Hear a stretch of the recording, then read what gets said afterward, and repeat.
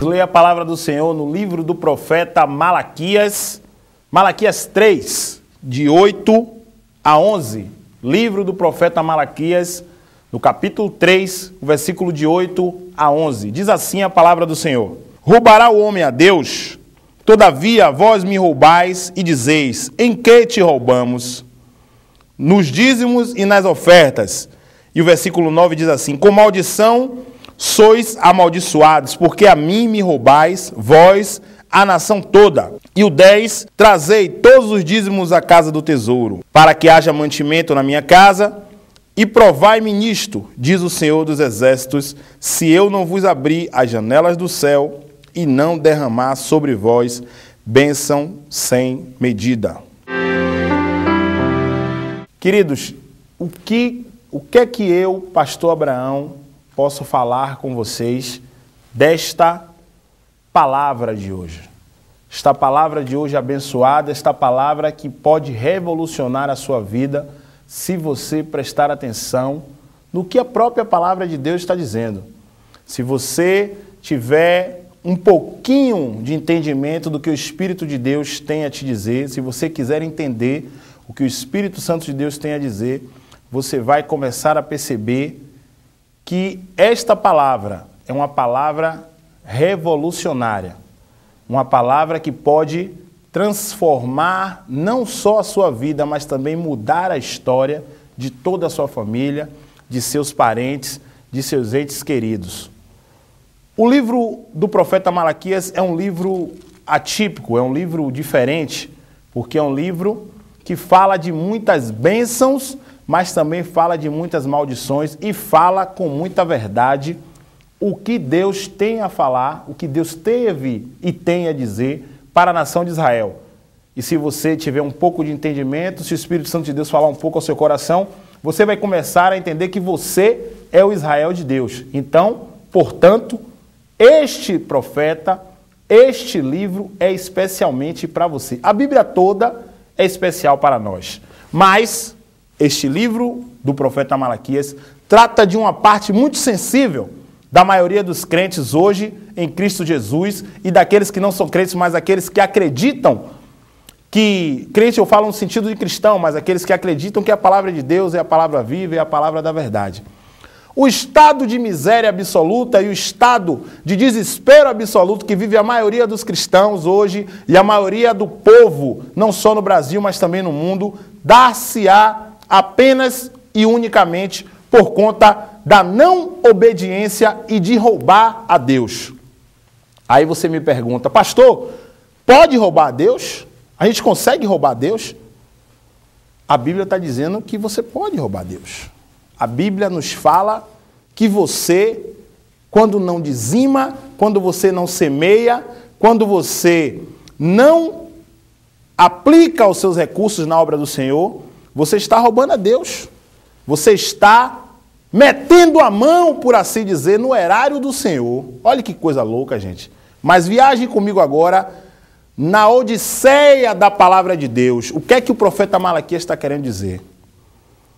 Que quando você não dizima, quando você não semeia, quando você não deposita os seus recursos na obra de Deus, na obra do Senhor, num ministério como este, abençoado, que tem ido nas ruas resgatando jovens, que tem o projeto de construir o maior centro de recuperação de dependentes químicos do país, aí você está roubando a Deus. E olhe que quando você semeia um solo fértil, quando você semeia um solo fecundo, você está transformando não só a sua vida, mas também a vida de milhares e milhares de pessoas que, através desta programação, atinge a mais de 2 milhões de pessoas em todo o Brasil. E agora eu quero que você preste muita atenção no que diz o versículo 10. Às vezes as pessoas passam pela Bíblia, quem lê a Bíblia, ou às vezes você já ouviu esse versículo, mas você nunca parou para prestar atenção no que significa quando Deus fala, e é a única vez que Deus fala isso, que Ele mesmo iria abrir as janelas dos céus e derramar bênçãos na sua vida, varão. Na sua vida, irmão. Na sua vida. É apenas na sua vida. Porque Deus fala lá, está escrito. Não é o pastor Abraão que está falando. É o que está na Bíblia. Que ele abriria as janelas dos céus e derramaria bênçãos tal na sua vida que ia abastecer os seus celeiros. Ainda não comecei a pregar não, viu? Vou começar a pregar daqui a pouco, porque você em casa vai entender o que é que eu estou falando. Eu estou querendo dizer que se você contribuir com o ministério, semear, tiver o coração aberto para Deus transformar a sua vida, você vai estar por cima e não por baixo. Você vai ser uma pessoa próspera.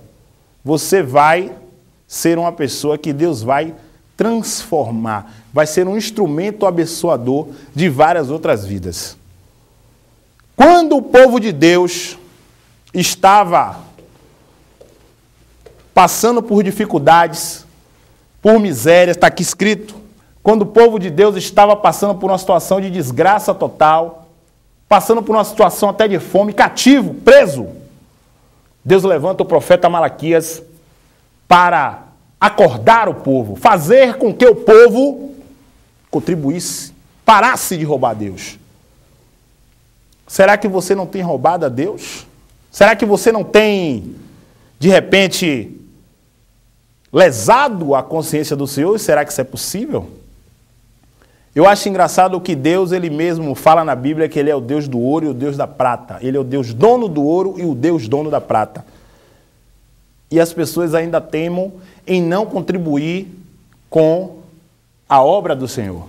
As pessoas temem em não fazer a vontade de Deus, porque Deus está falando aqui, irmãos, que se você contribuir, se você perseverar, se você for um patrocinador da obra do Senhor, você vai ver que sua vida vai se revolucionar, porque Ele está dizendo aqui que vai abrir as janelas dos céus e vai derramar bênçãos tal que vai encher o seu celeiro. Agora, o segredo do Espírito Santo de Deus nessa revelação.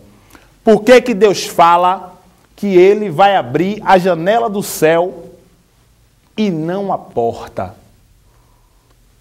Aí é que você tem que prestar atenção. Aí é que você tem que entender o que é que a Bíblia quer falar com você. Deus fala que vai abrir a janela do céu, porque janela só se abre por dentro. Porque Ele poderia falar porta, mas porta tem chave. Quando você chega em casa que você abre a porta, você pode abrir por dentro ou por fora. Mas a janela só se abre por dentro. E é o próprio Deus que está falando com você, que você pode semear, você pode ajudar um ministério novo, um ministério sério, um ministério que vai fazer com que a sua vida seja transformada, como vem transformando de várias outras pessoas.